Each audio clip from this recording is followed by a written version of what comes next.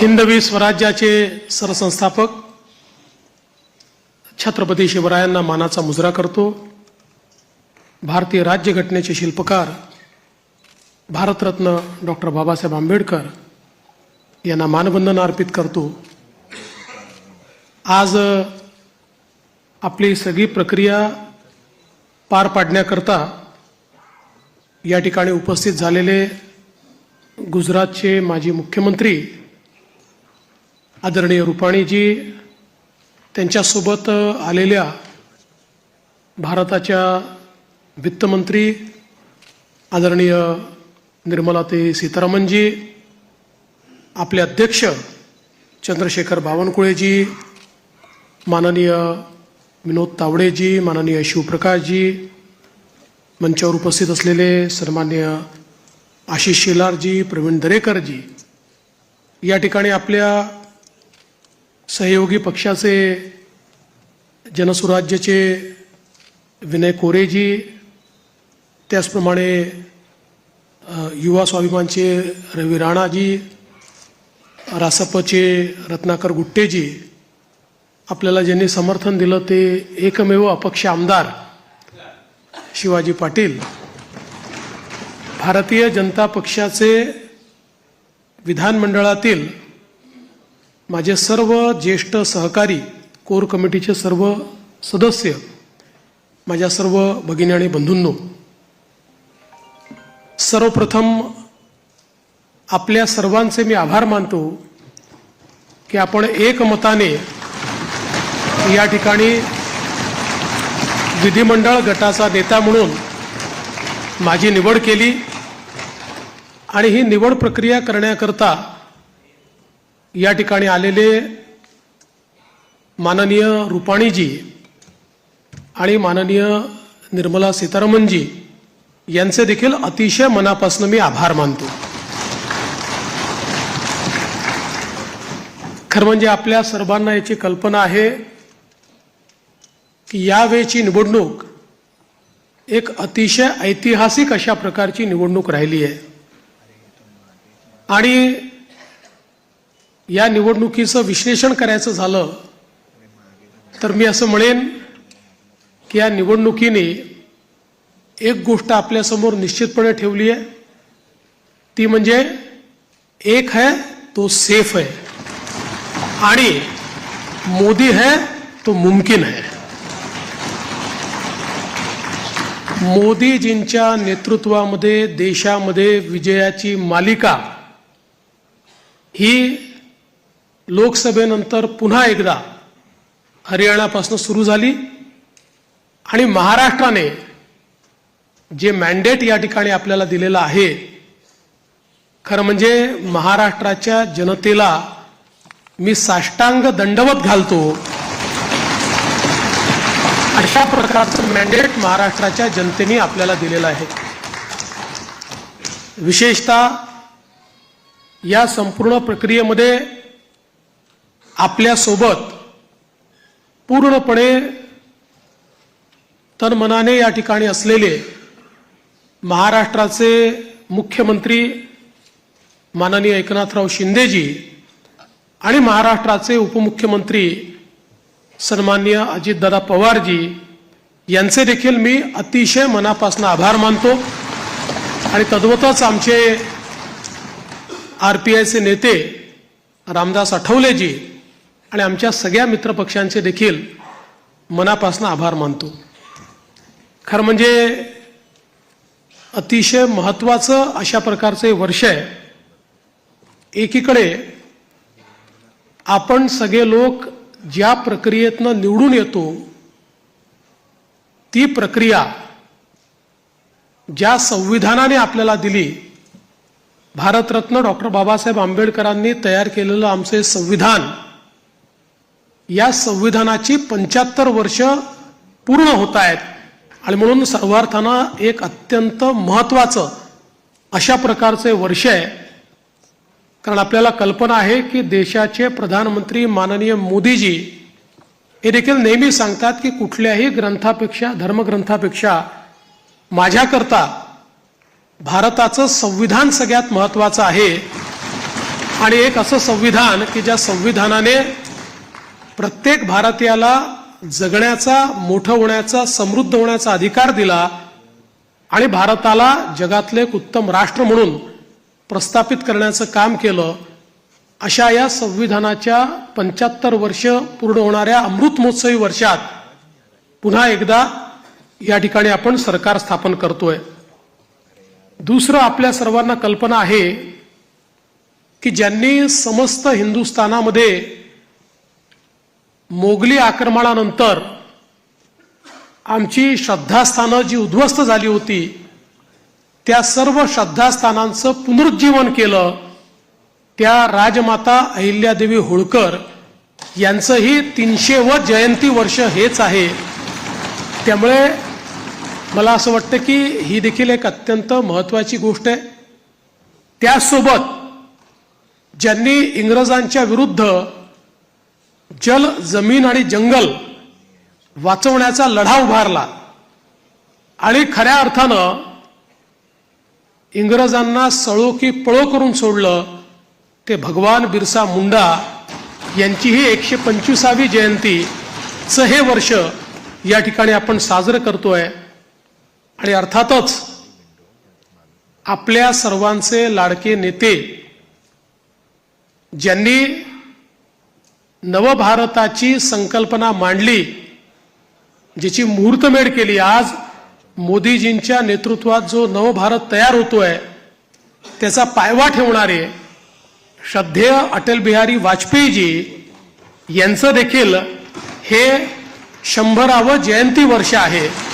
त्यामुळे अशा या अत्यंत महत्त्वपूर्ण वर्षामध्ये महाराष्ट्राच्या जनतेने ही सगळी जबाबदारी आज महायुतीवर या ठिकाणी सोपवलेली आहे. खरं म्हणजे इतका मोठा जनादेश हा आपल्याला या ठिकाणी जनतेने दिलेला आहे की या जनादेशातून मी एवढंच म्हणेन की आनंद आहे, पण त्याहीपेक्षा जबाबदारी आपली वाढलेली आहे. प्रचंड मोठी जबाबदारीची जाणीव करून देणारा अशा प्रकारचा जनादेश हा जनतेने आपल्याला दिलेला आहे.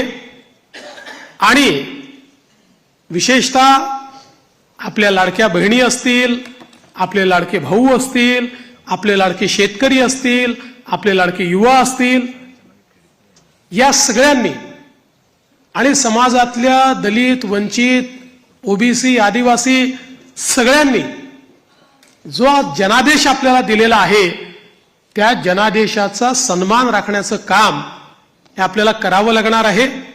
आणि म्हणून निश्चितपणे आपली प्राथमिकता आपण सुरू केलेल्या योजना आणि आपण दिलेली आश्वासनं ही पूर्ण करणं याच्याकडे आपली प्राथमिकता तर असेलच, पण त्यासोबत महाराष्ट्राला पुढे नेण्याकरता, महाराष्ट्राला सर्व आघाड्यांवर पहिल्या क्रमांकावर आणण्याकरता आपल्या सर्वांना या ठिकाणी सातत्याने कार्यरत राहायचं आहे. आपल्याला कल्पना आहे की 2019 साली देखील जनतेचा कौल आपल्याला मिळाला होता. दुर्दैवाने जनतेचा जो कौल होता तो हिसकावून घेण्यात आला आणि जनतेसोबत एक प्रकारे बेईमानी त्या काळामध्ये झाली. मी काही त्या इतिहासामध्ये जाऊ इच्छित नाही, एक नवीन सुरुवात आपण करतोय, पण या गोष्टीचा निश्चित उल्लेख करेन की सुरुवातीच्या 2.5 वर्षामध्ये ज्या प्रकारे वेगवेगळ्या पद्धतीनं आपल्याला त्रास देण्यात आला, आपल्या आमदारांना त्रास देण्यात आला, नेत्यांना त्रास देण्यात आला, अशाही परिस्थितीमध्ये मला या गोष्टीचा अभिमान आहे की 2.5 वर्षात एकही आमदार आपल्याला सोडून गेला नाही.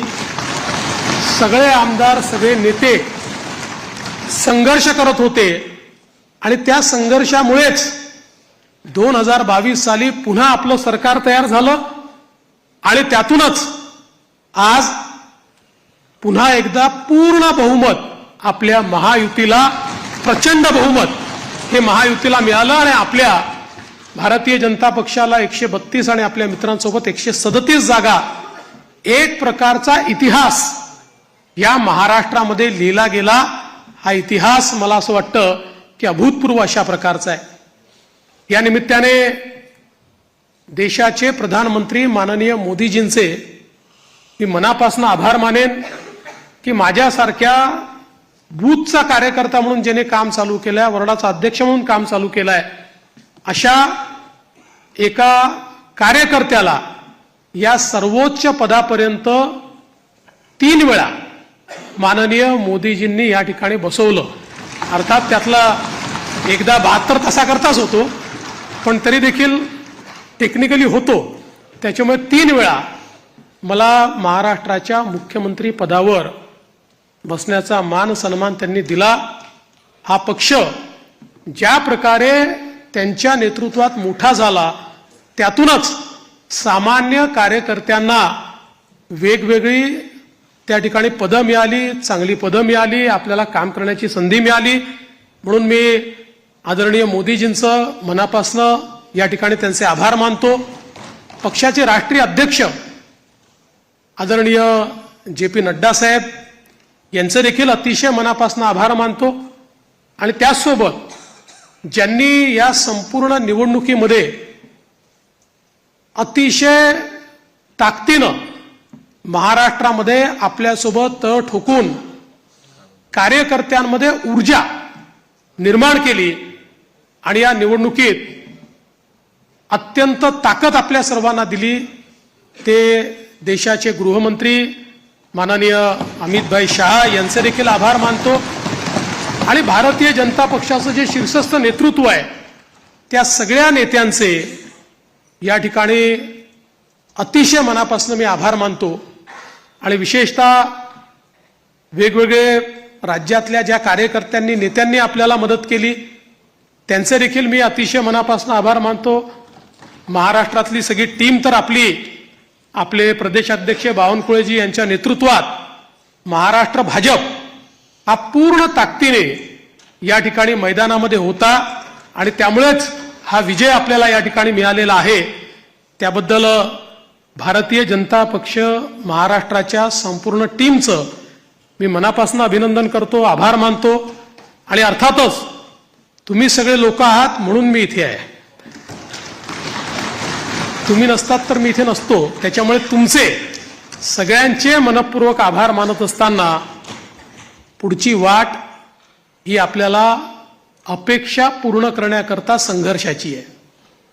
आपल्याला अपेक्षा पूर्ण करायची आहेत. त्यामुळे आपल्याला सगळ्यांना आपलं महायुतीचं सरकार आहे, या सरकारमध्ये एक दिलाने आपल्या सगळ्या मित्रांना सोबत घेऊन आणि प्रसंगी जेव्हा इतकं मोठं मॅन्डेट असतं त्यावेळी सगळ्या गोष्टी सगळ्यांच्या मनाच्या आपल्याला पूर्ण करता येत नाहीत. पण आपण एक लार्जर, एक मोठा अशा प्रकारचा विचार घेऊन, एक लार्जर गोल घेऊन आपण राजकारणामध्ये आलेलो आहोत. केवळ पदांकरता, केवळ आपल्याला कोणीतरी मोठं करावं याकरता आपण राजकारणात आलेले नाही आहोत. त्यामुळे मला या गोष्टीची पूर्ण अपेक्षा आहे की येत्या काळामध्ये 4 गोष्टी आपल्या मनाप्रमाणे होतील, तर 4 गोष्टी मनाविरुद्ध देखील होतील. पण तरी देखील एका लार्जर इंटरेस्टमध्ये आपण सगळे एकत्रितपणे काम करू आणि आपली शक्ती काय आहे ही शक्ती निश्चितपणे या ठिकाणी आपण दाखवून देऊ. आज या निमित्ताने पुन्हा एकदा आपल्या सगळ्यांचे आभार मानत असताना महाराष्ट्रातल्या दीन, दलित, गोर, गरीब, आदिवासी, शेतकरी, शेतमजूर, महिला, ओबीसी, अल्पसंख्याक सगळ्या समाजाला या ठिकाणी मी आश्वस्त करू इच्छितो की महाराष्ट्राच्या सर्वांगीण उन्नतीकरता, महाराष्ट्राच्या प्रगतीकरता 24 तास आमचं सरकार काम करेल आणि महाराष्ट्रातल्या सामान्य माणसाच्या आशा, आकांक्षा, अपेक्षा या निश्चितपणे पूर्ण करण्याचं काम आम्ही करू. पुन्हा एकदा आपल्या सर्वांचे आभार मानतो. माननीय देशाचे पंतप्रधान नरेंद्र मोदीजी यांचे मनापासून आभार मानतो आणि माझं बोलणं संपवतो. धन्यवाद. जय हिंद, जय महाराष्ट्र। और आप हमसे जुड़े रहने के लिए सब्सक्राइब करें YouTube पर, फॉलो करें Twitter पर और लाइक करें Facebook पर। और ज्यादा जानकारी के लिए आपको टाइप करना होगा सिर्फ न्यूज नशा।